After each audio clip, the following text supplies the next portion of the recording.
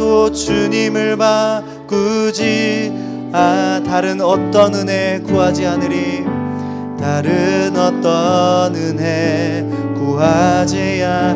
오직 주님만이 내 삶의 도움이시니. 하나님, 우리의 고백을 받아주시옵소서. 주의 얼굴 보기 원합니다. 함께 고백합시다. 주님 사랑해요. 주님 사랑해요.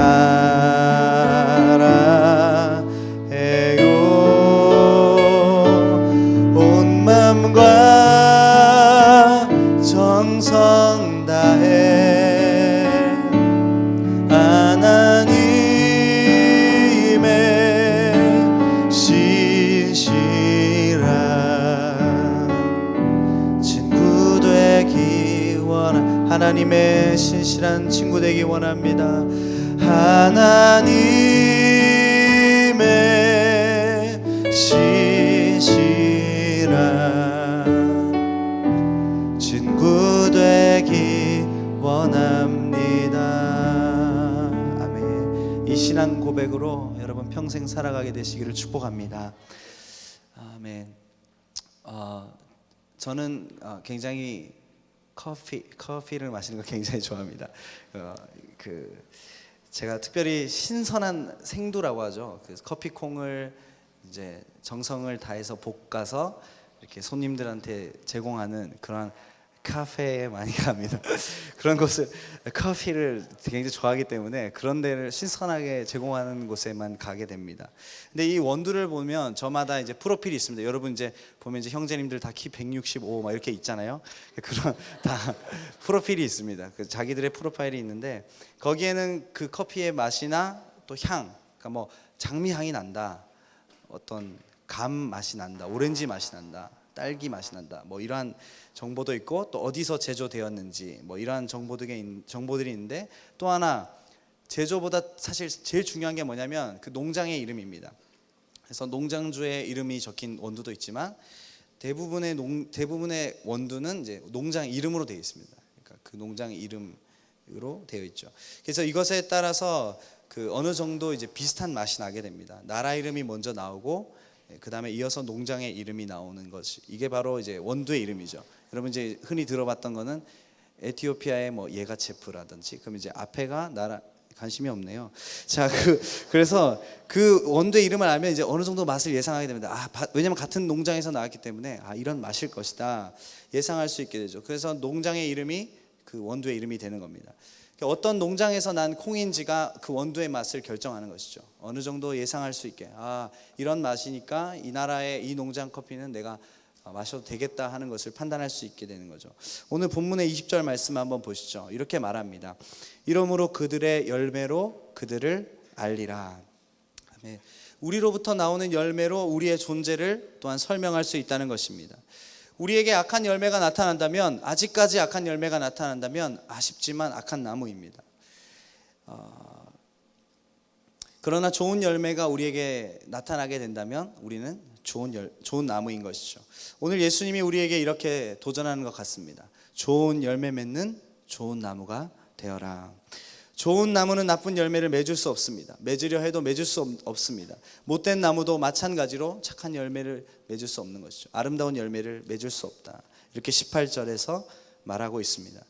좋은 열매를 맺는 나무가 바로 좋은 나무이고, 아름다운 열매를 맺는 나무가 바로 아름다운 나무이죠. 저와 여러분이 모두 좋은 열매를 맺는 그런 좋은 나무 되시기를 축복합니다. 오늘 본문의 시작 한번 보시죠. 13절을 보시면 참 받아들이기 불편한 문장이 하나 나옵니다. 그것은 좁은 문으로 들어가라. 좁은 문으로 들어가라. 그렇다면 예수님이 이와 같이 말씀하시는 이유가 어디에 있을까요? 좁은 문으로 들어가라. 바로 좁은 문이 우리를 생명으로 인도하는 문이기 때문입니다. 좁지만, 비록 그곳을 가는 것이 어렵지만 그곳이 생명으로 우리를 인도하는 그러한 문이기 때문입니다. 남들보다 조금 좁은 길을 가는 것, 그것이 바로 그리스도인의 삶입니다. 많은 사람들이 찾는다고 해서 다 좋은 길이 아닌 것이죠. 우리가 수많은 사람들의 이야기를 듣고 나의 기여도 생각하지 않은 채 맛집에 줄을 선 적이 있나요? 옆집에 가려고 했는데 저 집에 줄이 많으니까 저 집에 가봐야겠다. 그런데 실제 가봤는데 맛이 없다. 분명히 부모님의 손을 잡고 나와서 맛집에 갔어요. 친구를 따라서 이 집이 진짜 최고다, 이 집이 짱이다 갔는데 맛이 완전 엉망인 거죠. 그럴 때 우리는 사람을 믿을 수 없다, 그 맛집 정보도 믿을 수 없다는 걸 알게 되죠. 그래서 많은 사람들이 찾는 것이 다 좋은 길은 아닌 것입니다. 바라기는 여러분들이 많은 사람들이 찾는 그런 세속적인 길, 쉽게 갈 수 있는 세상적인 길, 그 길 말고 때로는 내 주변에 아무도, 내 가족도 찾지 않고 내 친구들도 찾지 않는 그러한 진리의 길, 생명의 길, 그러한 좁은 문으로 나아갈 수 있게 되기를 바랍니다. 멸망으로 인도하는 크고 넓은 문으로 들어가는 사람은 굉장히 많습니다. 아니 거의 대다수가 멸망으로 인도하는 크고 넓은 문으로 들어가게 될 것입니다.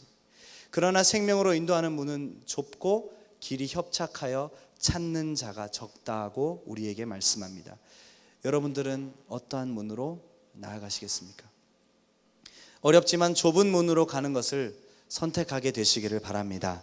신앙생활은 원래 넓은 문이 아니라 좁은 문입니다. 남들이 하지 않는 것을 하는 것, 그게 바로 신앙생활이고 좁은 문으로 걸어 들어가는 삶입니다. 학교에서 밥 먹기 전에 조용히 눈 감고 기도하는 것, 그게 과연 쉬운 일입니까? 친구들이 놀려대는 소리에도 불구하고 나 혼자 잠잠히 식판 앞에서 눈을 감고 적어도 한 30초 이상 하나님 감사합니다, 이 맛있는 음식을 주신 건 너무나도 감사합니다 라고 눈 감고 기도하는 것이 과연 쉬운 일입니까?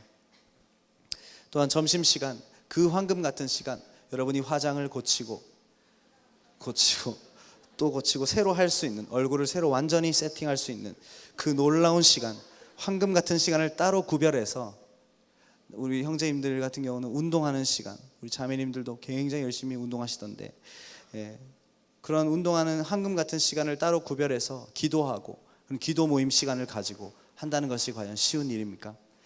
친한 친구들에게 내가 만난 하나님, 내가 경험한 그 예수 그리스도, 내가 경험한 그 복음을 전하는 것이 쉬운 일입니까? 친한 친구들에게는 대부분 좋은 가방, 좋은 신발, 좋은 화장품을 이야기하지 않나요?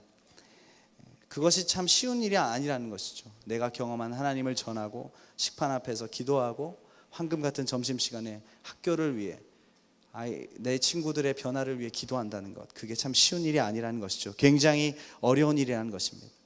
남들이 하지 않는, 그러나 앞으로도 우리가 계속해서 걸어가야 할 길인 줄로 믿습니다. 좁은 문으로 들어가라는 이 13절의 이 예수님의 말씀은 참 받아들이기 어려운 제안인 것 같습니다. 쉽게 아멘, 네 그렇게 하겠습니다, 좁은 문으로 들어가겠습니다 라고 말하기 어려운 제안으로 보입니다. 그러나 그것을 자신의 말씀으로 받아서, 나에게 주시는 주님의 음성으로 받아서 그렇게 살기를 힘쓰는 자에게는 놀라운 축복인 줄로 믿습니다. 하나님을 더 잘 따르는 길이 있다면 그것은 바로 좁은 문으로 들어가는 것입니다. 예수님의 제자로 사는 길이 있다면 그것은 바로 좁은 문으로 들어가는 것입니다. 좁은 문으로 들어가는 것이 바로 우리가 감당해야 할, 저와 여러분이 감당해야 할 신앙의 길임을 깨닫게 되시기를 축복합니다. 이렇게 좁은 문으로 들어가기를 선택한 그런 예수님의 제자들이 주의해야 할 것이 하나 나옵니다. 무엇을 경계해야 하는가? 15절 봅시다. 거짓 선지자들을 삼가라, 양의 옷을 입고 너희에게 나오나 속에는 노략질하는 일이라, 이렇게 말하죠. 그것은 바로 15절에 나오는 그 거짓 선지자들입니다. 예수님께서는 진리가 아닌 헛된 것, 잘못된 것으로 속이는 자들에 대한 경고를 하시고 계십니다. 첫 번째 경고이죠. 또한 과감하게 이들을 삼가라, 그냥 적당히 친하게 지내다가 버리라, 이게 아니라 그들을 삼가라, 이렇게 명령하십니다. 이들은 진리가 그 속에 하나도 없지만 마치 진리가 있는 것처럼 행동하는, 그런 어떤 척하는 그러한 무리들입니다. 진리를 붙들고 한 걸음 한 걸음 아주 힘겹게 따라가는 예수님의 제자들에게 최대의 적인 것이죠. 그런데 이 15절의 말씀이 있음으로써, 오늘 본문에서 이 15절이 있음으로써 우리를 생명으로 인도하는 그 좁은 문이 더욱 강조되고 있습니다. 거짓 선지자들의 그 길을 따라갈 때 그곳에는 어두움과 멸망밖에 없습니다. 그러나 멸망으로 인도하는 문은 크고 넓다, 이렇게 했는데, 그렇게 말한 것은 그만큼 우리가 가기 쉬운 길이라는 것이죠. 우리가 빠지기 쉬운 길이다. 크고 넓은 길, 가기 편한 길, 두리번거리지 않아도 되는 길, 눈을 감고 가도 되는 길, 쉬운 길이라는 것을 우리에게 알게 하는 것이죠. 소견에 옳은 대로 행하고 내가 하고 싶은 대로 말하고 말 뱉어내고 행동하고 말씀을 등지고 살아가고 말씀과 반대로 살아가고, 우리가 이렇게 우리의 마음대로 살아갈 때, 나의 소견에 옳은 대로 살아갈 때 우리는 그 크고 넓은 길, 멸망의 길로 흘러갈 수밖에 없게 됩니다. 그러나 예수님께서는 당신의 제자들이 걸어가야 될 길은 그곳이 아닙니다. 그곳이 아니라 바로 좁은 문, 남들이 가지 않는 곳입니다 라고 우리에게 말하고 있는 것이죠. 많은 사람들이 자신이 믿는 바를 진리로 여기고 살아갑니다. 때로는 어떤 검색 사이트를 아주 신봉하는 자들은 그게 다인 줄 알고 모든 정보를 이야기하지만 허위 정보가 굉장히 많은 것이죠. 자기가 믿는 것을 진리로 여기고 살아가는 사람이 참 많습니다. 나는 예쁘다, 나는 잘생겼다, 그것을 진리로 여기고 항상 아침마다 저녁마다 당신들의 얼굴을 묵상하며 이것이 진리구나, 참된 생명의 얼굴이구나 하는 그런 창조 섭리를 거스르는 말들을 하고 그것을 믿고, 나는 잘생겼다, 나는 예쁘다. 자, 옆 사람 보시죠. 그만 보시죠. 자, 그렇다는 것이죠. 그겁니다. 방금 제가 말한 것, 그 문장을 여러분이 얼굴로 표현하고 있는 것이죠. 우리는 그러한 세상의 조류에 휩쓸려 가서는 안 됩니다. 세속적인 흐름을 그대로 따라가서는 안 되는 것입니다. 그것을 배경하는 담대한 믿음이 우리에게 필요한 줄로 믿습니다. 대다수의 사람들이 따르는 길이 결코 다 옳은 것이 아닙니다. 진리가 아닌 것을 힘차게 우리가 따라가게 된다면 멸망이 우리의 눈앞에 꼬린 지점으로 보이게 될 것입니다. 우리의 삶의 거짓 선지자들을 삼가는 그런 담대한 믿음의 모습, 담대한 믿음의 행위가 우리에게 필요한 것입니다. 거짓에 대항하는 몸부림, 거짓을 배격하는 믿음, 이것이 우리에게 필요합니다. 이러한 몸부림, 이러한 믿음을 하나님께서 기뻐하실 줄로 믿습니다. 예수님은 좁은 문으로 들어가라는 이 적극적이고 긍정적인 명령과 더불어서 거짓 선지자들을 삼가라라는 이 명령에 이어서 드디어 오늘 말씀 제목과 연관이 되는 열매에 관한 이야기를 예수님이 이어가십니다. 그리고는 불에 던져질 두 나무에 대한 이야기를 하고 계시죠. 가시나무 그리고 엉겅퀴에 대한 이야기입니다. 이것은 그저 말씀을 보면 알겠지만 땔감 이외의 용도로 활용할 수 없는, 땔감 이외 그 어떤 것도 아닌 그러한 나무를 말합니다. 이 나무엔 열매가 없죠. 어떠한 열매도 맺히지 않습니다. 그저 찍혀 불에 던져질 나무들입니다. 이것이 바로 우리에 대한 두 번째 예수님의 경계하라는 경고의 메시지인 것이죠. 열매로 나무를 알 수 있는데 가시나무와 엉겅퀴는 찍혀 불에 던져질 못된 나무요, 나쁜 열매를 맺는 나무라는 것입니다. 수련회 가서 은혜를 충분히 받았습니다. 여러분의 얼굴을 보니까 굉장히 은혜를 많이 받은 것 같아요. 많이 자서 부었는지 많이 울어서 부었는지 모르겠지만 굉장히 부어 있어요. 심각하게. 그러나 은혜를 받은 것 같긴 합니다. 찬양하는 모습이 달라진 것 같고, 아닐 수 있지만 그러나 기도하는 모습도 달라졌고 기도하는 소리가 좀 달라진 것 같고, 적어도 제가 봤을 때는 그렇습니다. 이렇게 수련회 때 은혜를 많이 받았고 앞에 나가서 막 교회 친구들에게 간증하고 조모임 카톡에다가 나 방언 받았어요, 은혜 받았어요, 조장님 잘해주셔서 감사합니다, 괜히 조장 잘생겼으니까 한마디 더 해보려고 조장님 좋아요 개인톡 해가지고 다 알고 있어요. 여러분 이렇게 웃는 걸 보니까 굉장히 많은 사람들이 조장님들을 이렇게 탐내고 있는데 절대 그렇게 하시면 안 되는 것이죠. 교회 친구들에게 간증할 정도로 굉장히 좋았는데 아직도 내 안에 나쁜 열매가 드러나요. 아직도 내 안에 나쁜 열매가 맺혀서 드러났다면 그것은 온전히 변화되지 않았기 때문입니다. 나쁜 열매가 맺혀 있는 것은 아주 안타깝지만 나쁜 나무라는 증거가 되죠. 하지만 여러분 절대 실망하지 않았으면 좋겠습니다. 그 누구도 수련의 그 한 번의 은혜, 반짝 은혜로 평생을 살아가는 사람 아무도 없습니다. 그렇게 살아갈 수 없습니다. 수련회 다녀오자마자 무너지진 않았습니까? 넘어지지 않았나요? 아직도 남아있는, 내 안에 남아있는 그 분노와 혈기, 다스리고 싶었는데 끊고 싶었던 나의 욕설들, 또 정욕적인 모습들, 그 모습들로 인해 혹시 여러분 실망하셨습니까? 단번에 변화되는 경우가 많죠. 그러나 대개는 지속적인 변화와 성숙의 과정이 있게 마련입니다. 계속 두드려야 연단이 되고 되어야 비로소 정금같이 되어지는 것이죠. 한순간에 성품과 행동이 동시다발적으로 변화되지 않습니다. 만약에 그것이 가능하다면 우린 저 문 앞에 서서 접수를 받아야 될 것입니다. 여기 오면 다 변화되니까 한 2,800만 원 내십시오.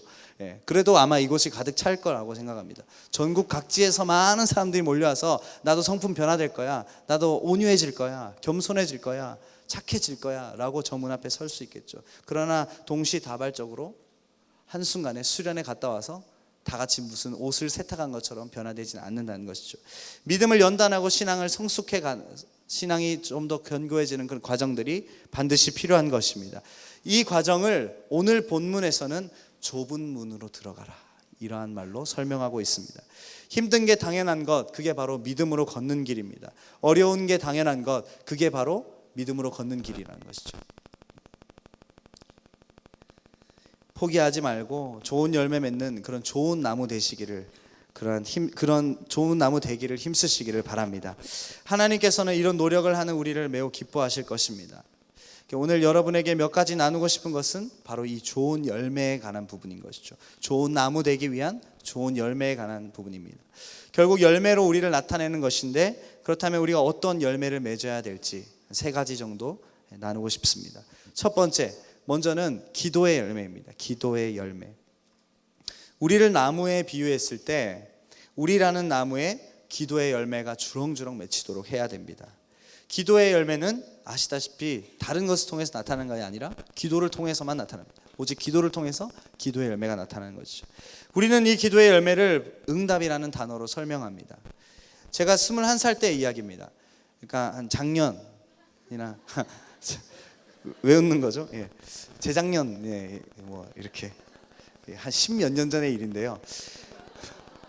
웃지 마. 자, 제가 21살 때 군에 가 있는 제 아주 친한 믿지 않는 친구에게 전화가 왔습니다. 그 친구가 한 가지 부탁을 했었는데 성경책을 달라고 했습니다. 저에게 전화가 와서 성경책 보내라. 믿지 않는 친구가 갑자기 전화 와서 콜렉트 콜로 전화 와서 성경책 보내라 했습니다. 그래서 굉장히 황당하기도 하고, 얘가 왜 이러나, 처음에 사실 아까 1부 때는 안 나왔는데 죽는가 이런 생각도 했습니다. 이게 좀 많이 힘든가, 왜 갑자기 그리스도를 찾으려고 하지 하는 그런 마음이 들었습니다. 그래서 부탁해서 이제 믿는 친구가 저밖에 없으니까 나한테 부탁한다 하고 했기 때문에 제가 이제 성경책을 구해줘야겠다는 마음이 생겼고, 지 스스로 그렇게 말을 했으니까 제가 또 들어줘야 되지 않겠습니까? 그랬는데 이제 제가 친구에게 이렇게 얘기했습니다. 난 돈이 없다. 아시다시피 나는 거지다. 그래서 기도를 해야겠다. 이렇게 얘기하니까 친구가 막 쌍욕을 퍼붓습니다. 그런 것은 없다. 기도를 한다니까 말이 안 된다는 거죠. 뭐 사줄게라는 대답을 기다리는데 기도한다니까 말이 안 된다고 막 욕했지만 제가 그냥 끊었습니다. 이렇게 말했습니다. 기도해서 하나님 주시면 하나님 믿어라. 하나님 성경책 준 거니까 그렇게 믿어라 하고 끊었습니다. 자, 그리고 이제 기도를 제가 시작했겠죠. 날짜가 다가오고 기도를 했습니다. 빨리 기도하고. 근데 며칠이 지나지 않아서 제 생일이 됐습니다. 갑자기 생일 얘기를 왜 하느냐? 1월 10일이었기 때문에. 1월 10일. 여러분이 기억하기 좋은 1월 10일. 지났으니까 신경 쓰지 마세요. 그 며칠이 지나서 제 생일이 되었고 저는 성경책을 선물로 받았습니다. 제가 먼저 받았죠. 그리고 이어서 한 지인이 저한테 연락 와서 저한테 성경을 선물해 주고 싶다 이렇게 얘기했어요. 제가 지금 선물 하나 받았죠. 그런데 또 하나 더 왔는데 처음에 이제 물욕과 함께 욕심이 있었기 때문에, 그리고 아예 생각을 못했습니다. 기도는 했지만 친구에게 성경을 줘야 된다 이거 까먹고 있었는데 갑자기 그게 생각이 나면서 그 지인에게 제 자초지종을 잘 설명하고 이렇게 얘기했습니다. 친구가 입대해서 이러이러하는데 성경책을 보내달라 하더라고. 그래서 제가 왜 그런지는 모르겠지만 초록색 성경책, 아무 영적인 의미가 없는 그냥 초록색 성경책을 그 친구에게 보내주십시오 하면서 그 경기도에서 복무하고 있던 그 친구의 주소를 가르쳐줬습니다. 그리고 그분에게 제 이름으로 보내줬으면 좋겠다고, 그래서 받은 걸로 하겠다고, 너무 감사하다고 이렇게 하고 그 친구가 받고 바로 그 친구가 전화 왔습니다. 전화 와서 그 친구가 이제 성경책을 받고 아주 기쁜 마음으로 이렇게 얘기했어요. 너무너무 고맙다. 한 가지 더 붙여서 했던 말이 있어요. 그게 뭐냐면 굉장히 감동적이었는데 진짜 하나님 살아계시구나 이렇게 얘기했어요. 성경책 진짜 네가 기도할 때만 해도 못 믿었는데 성경책 진짜 하나님 기도했는데 주시는 거 보니까 하나님 진짜 살아계신 것 같다. 이러한 고백을 했습니다. 여러분, 기도의 열매는 반드시 나타나게 됩니다. 좋은 열매를 맺는 좋은 나무에는 기도의 열매가 주렁주렁 풍성하게 맺히게 될 줄로 믿습니다. 모든 행동에 있어서 사실 가장 먼저 해야 되는 것, 그것은 바로 기도라는 것이죠. 그리스도는 이 기도를 통해서 하나님을 의지하기로 결정한 사람들을 말합니다. 그리스도인은 이 기도를 통해서 하나님의 마음을 알기로 작정한 사람들을 말합니다. 그렇다면 저와 여러분은 그리스도인입니까? 우리에게 맺히는 기도의 열매로 많은 사람들은 저 사람이 바로 기도하는 사람이구나 라는 것을 인식하게 될 것입니다. 학교와 가정과 우리를 부르신 곳에서 여러분의 기도를 통해서 많은 열매가 맺히게 될 것입니다. 이것을 통해 여러분은 기도하는 사람이라 일컬음을 받게 될 것입니다. 또한 하나님께서 기도하는 여러분을 통해서 영광 받으실 줄로 믿습니다. 또한 기도는 하나님을 만나는 귀한 통로입니다. 하나님과의 교제는 기도를 통해서 이루어지는 것이죠. 기도는 그러니까 그리스도인의 삶에 없어져서는 안 될 가장 소중한 것입니다. 여러분의 삶에 기도가 사라졌다면 어서 회복해야 합니다. 기도하지 않고는 우리가 살 수 없기 때문입니다. 하나님과 동행하지 않는 우리, 하나님을 곁에 두지 않는 우리, 하나님을 만나지 않는 우리는 실제 살고 있지만 살지 않는 것입니다. 내 뜻대로만 살아서는 전혀 소망이 없는 것이죠. 하나님 만나고 그분의 뜻을 알고 그분의 뜻을 따라갈 때에 비로소 우리의 삶에 소망이 있게 되는 것입니다. 거기에 나를 향한 부르심이 있고 거기에 나를 향한 하나님의 비전이 있습니다. 기도를 통해서 하나님과의 소통을 이루는 저와 여러분 되기를 바랍니다. 또한 기도는 하나님의 자녀가 하나님을 의존하는 것의 증거가 됩니다. 즉 기도한다라는 말은 내가 하나님을 의존하고 있습니다. 하나님을 의지합니다 라는 고백이죠. 내가 못해서 한다는 것이 아니라 하나님만이 하실 수 있습니다 라고 인정하는 것입니다. 나의 걸음을 주께 맡겨드리는 것, 이게 바로 기도입니다. 나의 생각을 주께 맡겨드리는 것, 이것이 바로 기도입니다. 하나님을 향한 온전한 의존은 바로 우리의 이 기도로부터 시작하는 것입니다. 자녀는 의존의 존재입니다. 그리고 저와 여러분은 하나님의 자녀입니다. 그러므로 우리는 하나님을 의존해야만 하는 존재입니다. 그렇다면 우리는 주 앞에 늘 깨어 기도해야 하는 것이죠. 기도의 열매가 우리의 삶에 나타나야 한다는 것입니다. 학교와 가정과 우리를 부르신 그곳에서 기도의 열매가 나타나는 그런 좋은 나무들 될 수 있기를 축복합니다. 또 하나의 열매, 이것은 예배의 열매입니다. 두 번째, 예배의 열매. 예배는 하나님을 사랑하는 백성들이 할 수 있는 최고의 표현입니다. 최고의 감사, 최고의 경배, 최고의 찬양을 올려드리는 것, 이것이 바로 예배입니다. 예배를 게을리하는 백성, 예배를 성실하게 드리지 않는 백성은 하나님께 대한 감사와 찬양이 없는 백성입니다. 이 감사와 찬양이 없다는 것은 자기 스스로의 힘으로 살고 있음을 인정하는 것과도 같습니다. 마치 이런 것이죠. 여러분이 응애응애하고 태어났어요. 지금 태어났다고 칩시다. 3월 1일 태어나신 분도 있겠지만 3월 1일 날 태어났어요. 태어났는데 태어나자마자 막 기뻐서 울고 있는 부모님을 진정시키면서 어머니 괜찮아요. 제가 이제 낳았으니까 울지 마세요. 간호사 양반 제가 탯줄 짤 테니까 손 떼세요 라고 말하는 것과 똑같은 것이죠. 나의 힘으로 다 할 수 있다는 거예요. 똥은 제가 알아서 합니다. 건드리지 마십시오. 이것과 똑같은 것이죠. 감사와 찬양이 없는 것, 나의 힘으로 내 스스로 그냥 살고 있다라고 인정하는 것과 같습니다. 하나님 필요 없어요. 내가 다 할 수 있어요. 하나님 나서지 마세요 라고 고백하는 것과 같은 것이죠. 우린 예배를 통해서 하나님께 가까이 나아갈 수 있습니다. 이 예배라는 가치는 우리가 평생 놓아서는 안 될 가장 중요한 가치입니다. 여러분은 마르다와 마리아의 이야기를 아실 것입니다. 예수님께서 마르다와 마리아의 집에 왔을 때 마르다는 준비하는 일이 많아서 마음이 분주했다 이렇게 성경이 기록하고, 마리아는 예수님의 발치에 앉아 예수님께 나와서 예수님의 그 말씀을 들었습니다. 이에 예수님께서는 마리아의 모습을 칭찬했죠. 예수님께 대한 봉사 그리고 섬김도 필요하고 중요하지만 그 무엇보다 예수님을 사랑하는 마음으로 예수님의 말씀을 듣는 그 예배가 더욱 중요하다고 인정하셨습니다. 모든 봉사와 섬김에는 여러분 개개인의 예배가 포함되어 있어야 합니다. 자신이 예배드리지도 못하는 상황에서의 봉사와 섬김, 어쩌면 그것은 반쪽짜리일지도 모르겠습니다. 마르다와 마리아의 일화를 통해서 우리가 깨달을 수 있는 것은 바로 예배가 우리의 삶에서 가장 중요하다는 사실입니다. 예수님께서는 마리아의 모습을 칭찬하시며 이렇게 말씀하셨습니다. 몇 가지만 하든지 혹은 한 가지만이라도 족하니라. 마리아는 이 좋은 편을 택하였으니 빼앗기지 아니하리라. 예수님께서 마리아가 좋은 편을 택하였고 빼앗기지 아니하리라 라고 칭찬하셨습니다. 우리를 부르신 그곳에서 우리가 예배하기로 결정하는 것, 이것은 하나님을 사랑하는 백성들이 가질 가장 합당한 모습인 줄로 믿습니다. 우리가 잘 아는 이사야 43장 21절에서 이렇게 말하죠. 이 백성은 내가 나를 위하여 지었나니 나를 찬송하게 하려 함이라. 우리를 지으신 원래의 목적이 무엇이냐? 하나님을 영원토록 즐거워하는 것, 그를 영화롭게 하고 그를 영원토록 즐거워하는 것, 하나님을 예배하는 것, 하나님을 예배하기 위해 저와 여러분이 디자인되었다는 것입니다. 만들어졌다는 것입니다. 여러분이 예배의 열매를 맺는 그런 좋은 나무 되시기를 축복합니다. 마지막 한 가지, 이것은 아주 중요한 것인데 전도의 열매입니다. 전도의 열매, 이것이 맺혀야 합니다. 이 전도라고 하는 것은 예수님의 명령에 대한 순종, 그 순종의 결과로 인해서 나타나는 것입니다. 사랑하면 전도합니다. 아멘. 사랑하면 전도합니다. 아멘. 영혼을 향한 사랑은 전도로 이어질 수밖에 없습니다. 죽어가는 영혼을 보며 안타까운 마음이 든다면 그것은 하나님 주신 사랑의 마음이죠. 하나님이 우리를 사랑하셨듯이, 죽어가는 저와 여러분을 사랑하셨듯이 그 마음이 우리에게 부음받아서 그 마음이 느껴지는 것이죠. 아, 전도해야겠구나, 죽어가고 있구나, 내가 가야겠구나 느껴지는 것이죠. 멸망으로 나아가는 영혼들에게 필요한 것, 그것은 바로 영원한 생명, 즉 영생입니다. 사랑하는 사람들이 이 영생의 선물을 받도록 하기 위해서 우리는 전도를 하는 것이죠. 예수 믿어야 돼요. 예수님이 당신의 구원자입니다. 멸망으로 갈 때 가장 필요한 것은 바로 예수 그리스도의 십자가입니다. 이렇게 이야기해 주는 것이죠.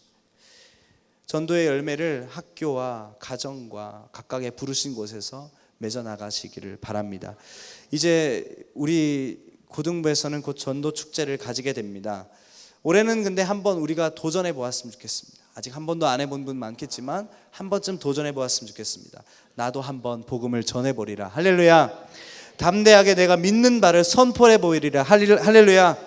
여러분의 믿음의 도전, 이 전도에 대한 이 믿음의 도전을 저와 우리 모든 교육자들이 기도로 응원하겠습니다. 또한 우리 선생님들과 함께 여러분의 전도를 응원하겠습니다. 여러분이 전도할 때마다 선생님들께 또는 저에게 연락을 주십시오. 내가 사랑하는 친구 누구누구에게 지금 이 쉬는 시간을 털어서 복음 전하러 갑니다. 나에게 담대한 믿음을 허락해 주시옵소서라고, 그것을 위해서 기도해 달라고 저희에게 기도를 부탁해 주십시오. 그럼 여러분을, 우리가 어떤 자리에 있든지 여러분의 전도를 우리의 기도로 응원하고 싶습니다. 이 믿음의 도전은 하나님을 기쁘시게 하는 도전이 될 것입니다. 죽어가는 영혼에게 더 이상 죽음을 선물하는 것이 아니라 생명을 선물하는 것, 전도를 통해서만 가능한 것입니다. 여러분을 불신 가정으로 인도하신 하나님 우연이 아닙니다. 여러분 가정이 불신 가정이라서 불평불만이 많나요? 불신 가정으로 인도하신 그 하나님은 여러분을 통해 여러분의 부모님, 여러분의 가족, 여러분의 가정을 변화시키기 원하시는 것입니다. 여러분의 주변에 믿지 않는 친구들이 너무 많아서 많은 영향을 받고 있습니까? 그것은 여러분을 통해서 그 친구들을 전도하고자 하시는, 구원하고자 하시는, 건져내고자 하시는 그 하나님의 놀라운 계획인 것입니다. 하나님의 계획, 그리고 하나님의 인도하심에는 결코 우연이란 존재하지 않습니다. 여러분의 전도를 통해서 많은 이들이 주 앞에 돌아오기를 하나님은 원하십니다. 전도의 열매를 맺어가는, 풍성하게 맺어가는 좋은 나무들이 다 되시기를 바라겠습니다. 이 시간 결론의 말씀을 드립니다. 우리 그리스도인의 삶은 결국 좁은 문으로 들어가는 삶입니다.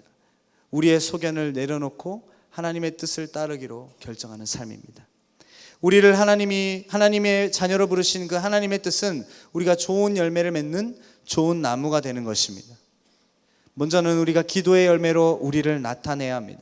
기도하는 사람, 즉 하나님을 의존하는 사람, 하나님의 살아계심을 인정하는 사람임을 여러분 나타내십시오.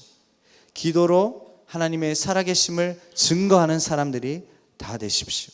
또한 예배의 열매로 우리를 나타내시기 바랍니다. 예배를 통해서 우리가 하나님만을 사랑하는 사람이란 것을 증거하십시오. 마지막으로 전도의 열매로 우리를 나타내시기 바랍니다. 내가 믿는 예수, 내가 사랑하는 우리 하나님 전하고 또 전하십시오. 언제까지? 바로 내가 전한 그들이 주 앞에 엎드려까지. 내 사랑하는 가족들이, 내 친구들이 생명의 문으로, 좁은 문이지만 그 문으로 들어갈 수 있을 때까지 우리는 전하고 전해야 할 줄 믿습니다. 전도하는 것으로 우리가 그리스도인임을 나타내시기 바랍니다. 예수님은 열매로 그들을 알리라 말씀하셨습니다. 열매로 우리를 나타내십시오. 기도의 열매, 예배의 열매, 그리고 전도의 열매로 우리를 나타내는 삶을 살 수 있기를 주님의 이름으로 축복합니다. 축복합니다. 우리 함께 자리에 일어나서 함께 찬양하고 함께 기도하겠습니다.